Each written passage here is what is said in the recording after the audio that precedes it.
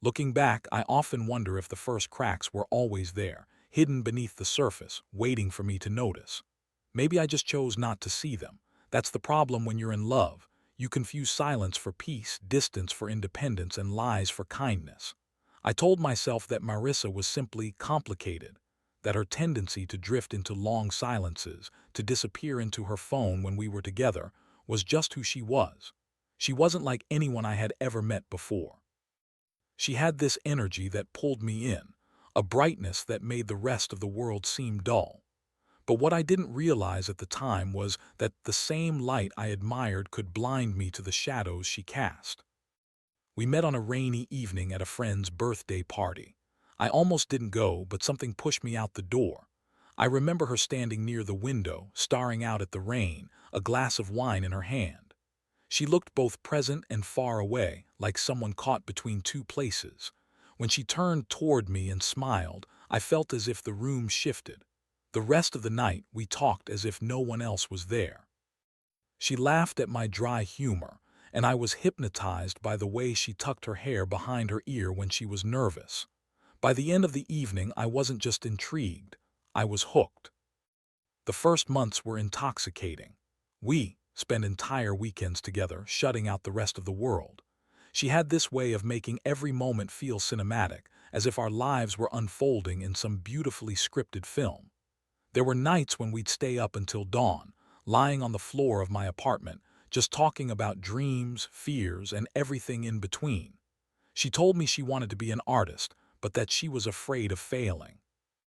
I confessed my own insecurities about my career, how I felt stuck and unseen. Those nights felt like confessions in a church, and she was both the priest and the sinner sitting across from me. But then slowly, things began to change. She became harder to reach. Texts would go unanswered for hours, sometimes even days, with excuses that felt thin, though I tried not to push. She started canceling plans last minute, always with reasons that seemed valid enough at first. A sick friend, extra hours at work, exhaustion. I wanted to believe her. I needed to. Because if I didn't, I'd have to face the possibility that the connection I felt wasn't as real as I believed. One night I remember driving to her place unannounced. It wasn't something I usually did. I've never liked the idea of surprising someone, but the silence had been unbearable that week. She didn't answer my calls, and something in my chest was tightening with each passing hour. When I knocked on her door, she eventually opened, looking startled, almost guilty. Her hair was messy, and she was wearing an oversized shirt I didn't recognize. She smiled quickly, too quickly, and said she had just been napping. I wanted to believe her. God, I wanted to. But the way she avoided my eyes, the way she subtly shifted her phone out of my line of sight, left me unsettled. After that, the doubts began to grow like weeds in my mind. I'd catch glimpses of her laughing at her phone, then locking it as soon as I walked into the room. She became distant during our conversations, her mind clearly elsewhere. When I asked if something was wrong, she'd brush it off, tell me she was just tired or stressed. I told myself I was being paranoid, that my insecurities were playing tricks on me. Still, the unease never left. One evening, while she was in the shower, her phone lit up on the nightstand. The name flashing on the screen wasn't one I recognized. My heart pounded in my chest. I didn't pick it up. I couldn't. But the fact that I even considered it told me more than I wanted to admit. That was the beginning of the unraveling. I felt like I was standing on the edge of something terrible, teetering between trust and betrayal, love and heartbreak.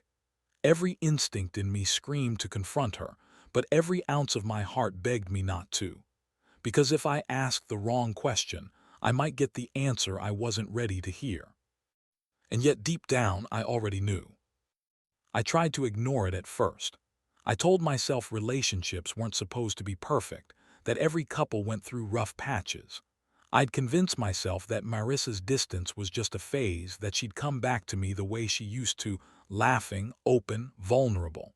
But days turned into weeks, and that warmth never returned. The more I tried to hold on, the more she slipped through my fingers. One night I decided I couldn't take the uncertainty anymore. I invited her over, cooked dinner, and poured 2 glasses of wine. My plan was simple: get her to talk. I thought if I created the right atmosphere, she'd open up. But instead, she spent most of the evening scrolling through her phone, half listening to me. The frustration that had been building inside me finally boiled over. "Who are you always talking to?" I asked, my voice sharper than I intended. She froze, her thumb hovering above the screen. Then she looked at me with a mixture of annoyance and something else, fear. "Why are you interrogating me?" she snapped. "I'm not," I said, trying to stay calm. I feel like you're not here anymore. You're somewhere else with someone else." Her expression hardened. "So now you think I'm cheating?" The word hung between us like a blade. I hadn't said it outright, but hearing it from her lips made it real. I wanted her to deny it, to laugh and call me ridiculous. But instead, she rolled her eyes, stood up, and muttered, "I don't need this right now." She grabbed her bag and stormed out before I could stop her. That was the night something inside me shifted. For the first time, I realized I might not just be paranoid. The next few days were torture. She ignored my calls, responded to texts with one-word answers. When we finally saw each other again, she acted like nothing had happened, as if the argument never existed. Part of me wanted to push, but another part was too afraid. So I let her carry on, and I pretended too. But pretending only works for so long. A week later, I went out with a couple of friends to a bar downtown. I wasn't planning to drink much, but after the second beer, I loosened up. That's when one of my buddies leaned in and said, "Hey, is that Marissa?" I followed his gaze and my stomach dropped. Across the bar in the dim light, I saw her. She wasn't alone. A man sat beside her, his hand brushing against hers in a way that was unmistakably intimate.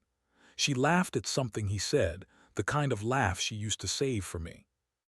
My chest tightened as anger and heartbreak fought for dominance. I wanted to storm over there, demand an explanation, but my legs refused to move. Instead, I watched as she leaned closer to him, her smile soft, her eyes glowing with familiarity. The sight was like a knife twisting deeper and deeper. I left the bar without saying a word. That night I barely slept. My mind replayed the scene over and over, each time cutting a little deeper. I told myself I needed to hear it from her directly, to confront her with what I'd seen. But when the morning came, I couldn't bring myself to call. What if she lied again? Worse, what if she told the truth? The universe didn't wait for me to decide. 2 days later, she showed up at my apartment unexpectedly. She was nervous, fidgeting with her hands, her eyes darting around the room like she couldn't stand still. I knew what was coming before she even opened her mouth. "There's something I need to tell you," she began, her voice trembling. I braced myself, gripping the armrest of the couch. "I've been seeing someone else," she said finally. Her words landed like a punch to the gut. I wanted to scream, to demand why, but all I could do was stare at her. The woman I thought I knew, the woman I thought I loved, was admitting to the very betrayal I had been fearing for months. "How long?" I managed to ask, my throat dry. Her eyes filled with tears. "A few months." A few months.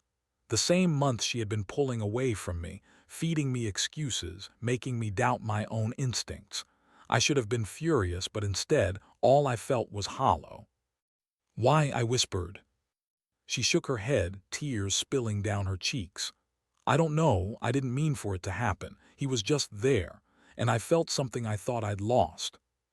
Her words cut deeper than the confession itself. Something she thought she'd lost, with me. I turned away, unable to look at her anymore. My hands were trembling, my chest tight with rage and sorrow. "You should leave," I said quietly. She hesitated, like she wanted to say more, but eventually she walked out. The door clicked shut behind her, and with it, the life I thought I had closed too. I sat there for hours, numb, staring at nothing. My mind kept circling back to the same question. Where did it all go wrong? Was it me, or was it always her? The truth was, I didn't know, and worse, I wasn't sure I ever would. In the days that followed, I felt like I was moving through fog. I went to work, answered emails, and forced myself through the motions of daily life, but inside I was hollow. Everything felt muted, like the world had lost its color. I couldn't eat, couldn't sleep, and every time I closed my eyes, I saw Marissa with him. The way she leaned in, the way she laughed, the way she admitted she felt something with him that she had lost with me. Those words gnawed at me more than the betrayal itself. I told no one, not even my closest friends. It wasn't that I didn't trust them, but speaking it aloud would make it real. As long as I kept it locked inside, I could almost pretend it hadn't happened, that the woman I loved hadn't ripped my heart apart. But silence can be its own kind of poison. One evening, after another sleepless night, I found myself scrolling through my phone, staring at old pictures of us. Trips to the lake, lazy mornings in bed, birthday dinners.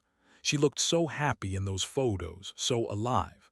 And then I thought about her words again. I felt something I thought I'd lost. Had she been pretending even then? I couldn't take the uncertainty anymore.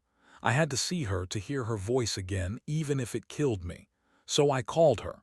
My hands shook as I waited for her to pick up. When she did, her tone was soft, almost cautious, like she knew what this was about. "We need to talk," I said. There was a pause, then she agreed to meet. We met at a small cafe we used to go to all the time. Sitting across from her felt surreal, like I was trapped in some cruel reenactment of a happier past. She looked nervous, avoiding my eyes, fiddling with her coffee cup.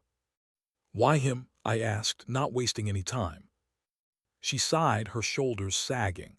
"It wasn't about him, it was about me. I felt invisible. I felt like I was disappearing in our relationship. And then he came along, and suddenly I felt seen again." Her words were like a slow burn against my skin. So everything we had, everything we built, meant nothing.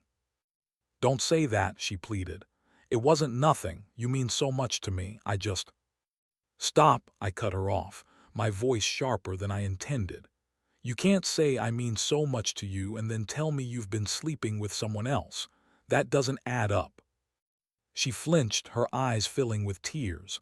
"I never wanted to hurt you." "But you did," I said flatly. The conversation went in circles after that, her apologizing, me pressing for answers she couldn't or wouldn't give. By the end of it, I felt more drained than ever. I left the cafe with no clarity, only more questions. That night I sat on my couch staring at my phone, debating whether to call her again to demand she choose. But deep down I knew the truth. She already had. Still, letting go felt impossible. So when she called me a week later, asking if she could come over, I said yes. A part of me hoped she'd say she ended it with him, that she realized what she lost, that she wanted to fight for us. But when she arrived, her expression told me otherwise. "I can't keep doing this," she said. "I can't keep stringing you along while I figure myself out." My throat tightened. "So this is it." She nodded, tears streaming down her cheeks. "I'm sorry." I wanted to rage, to scream, to break something. But instead, I just sat there, silent. I realized in that moment that no amount of begging, no amount of love, could make someone stay who no longer wanted to. She left again, this time for good. The weeks that followed were some of the darkest of my life. I spiraled, drinking too much, isolating myself, losing track of days. Everywhere I went, I saw her. Every song on the radio, every restaurant, every street corner reminded me of her laugh, her touch, her betrayal. But then something happened. One night I ran into a mutual friend who didn't know what had gone down. We talked for a while, and eventually, Marissa's name came up. And that's when he said something that stopped me cold. "I saw her last week," he said casually. "She was with that guy again. They didn't look too happy." The image struck me like a lightning bolt. For months, I had pictured her glowing with him, living out some perfect romance while I rotted in the wreckage.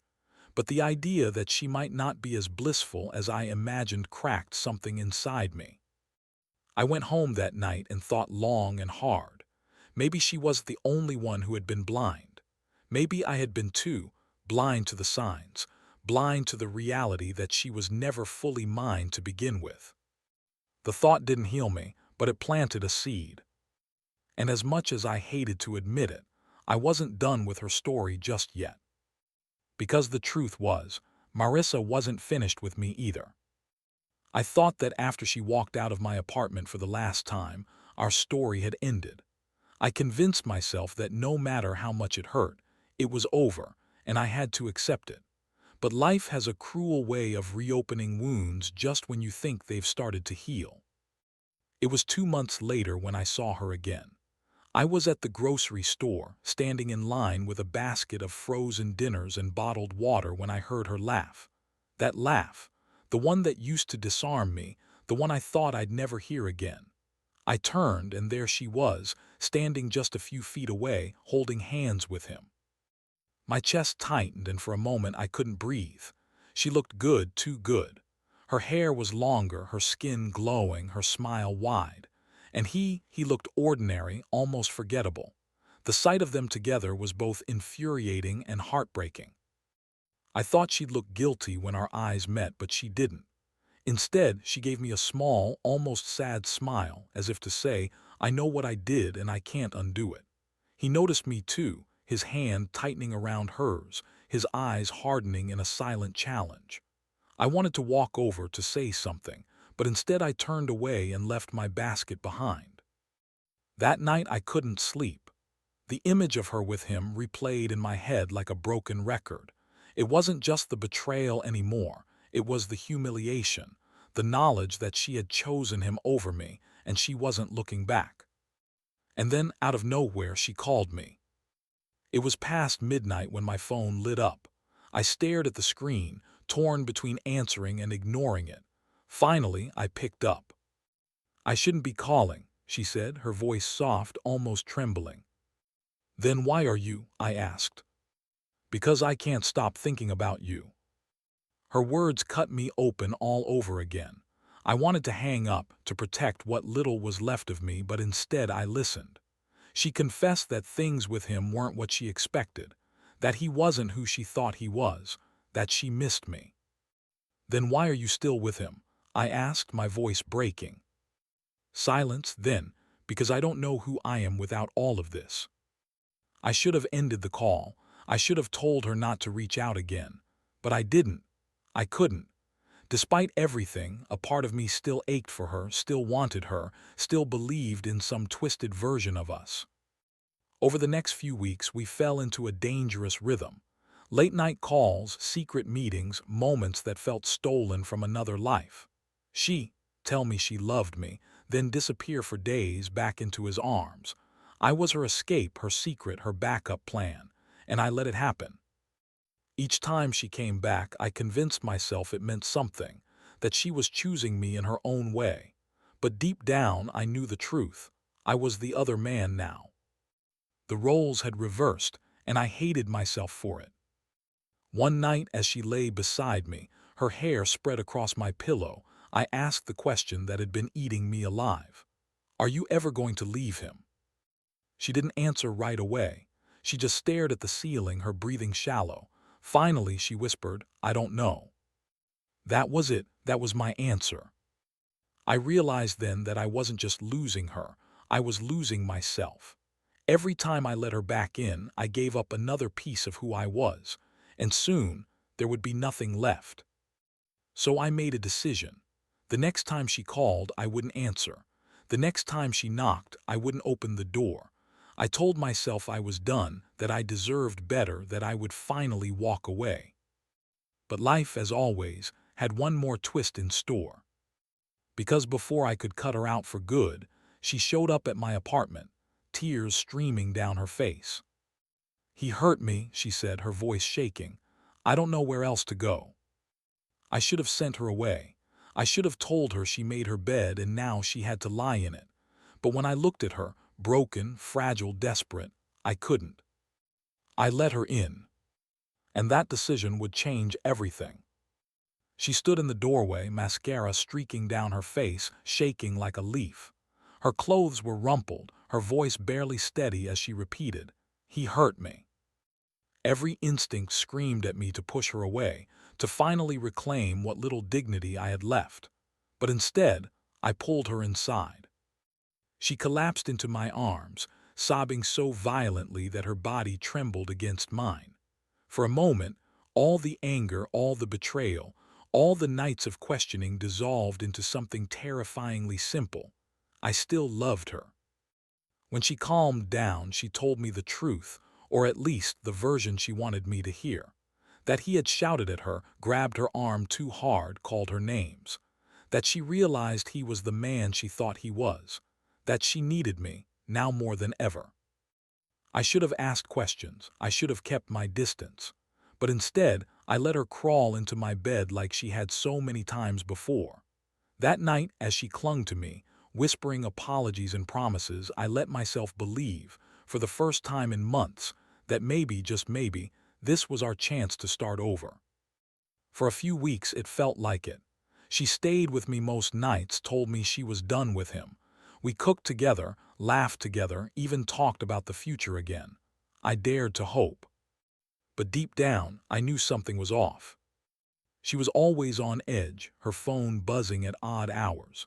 She'd step outside to take calls, her voice hushed, her answers vague. I told myself not to pry, that trust meant giving her space. But my gut twisted every time I saw her lock her screen before setting it down. One evening, she left her phone on the counter while she showered. The screen lit up. A message preview from him. 3 simple words: I miss you. My hands shook as I picked it up. There were dozens of messages, some from the very nights she had been lying beside me. Apologies, confessions, plans to meet, and her responses equally tender, equally deceptive. It felt like the floor dropped out from under me. When she came out of the bathroom, wrapped in a towel, humming to herself, I confronted her. I held up the phone, my voice hoarse. "What is this?" She froze. For a moment I saw something flicker across her face. Not guilt, not shame, but annoyance. As if I'd just ruined the game. "It's not what you think," she started, but I cut her off. "Don't," I said, my voice shaking. "Don't lie to me again." The silence between us was deafening. Finally, she sighed, sat down on the edge of the bed, and said the words that shattered me once and for all. "I love you both. I don't know how to choose."